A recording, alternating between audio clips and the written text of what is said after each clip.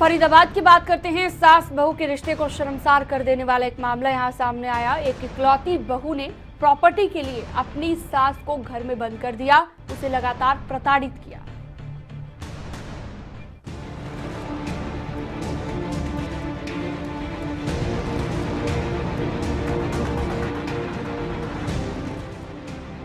फरीदाबाद से एक ऐसा मामला सामने आया जो आपको ये सोचने पर मजबूर कर देगा कि क्या वाकई इस दुनिया में इंसानियत नहीं बची है। सास बहू में नोकझोंक की खबरें अक्सर हमें सुनने को और पढ़ने को जरूर मिलती है, लेकिन ये नोकझोंक भरी तकरार ऐसा रूप भी ले सकती है। ऐसा फरीदाबाद में देखा गया।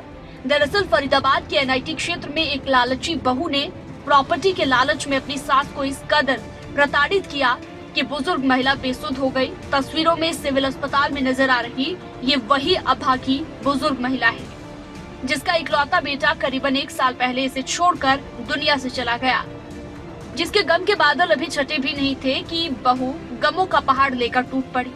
सिर्फ प्रॉपर्टी के लिए इस बुजुर्ग महिला को प्रताड़ित करना शुरू कर दिया गया।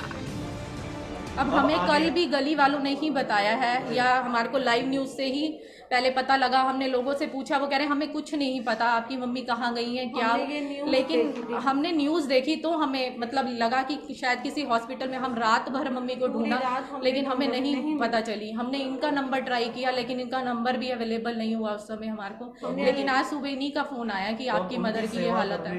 आपको कोई परेशानी नहीं है? नहीं, कोई हमारी मम्मी है, हम अपनी मदर को अपने साथ रखेंगे, हम वहाँ नहीं छोड़ेंगे अपनी मदर को।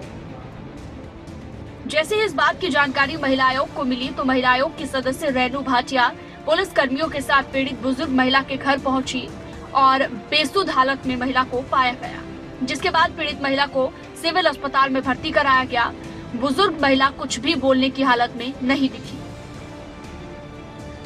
2-3 दिन पहले एक अननोन का मुझे मैसेज आया कि इस तरह से 2H82 में एक बुजुर्ग लेडी हैं जो 75-80 साल के बीच में हैं और आपकी पुरानी जानकार भी हैं।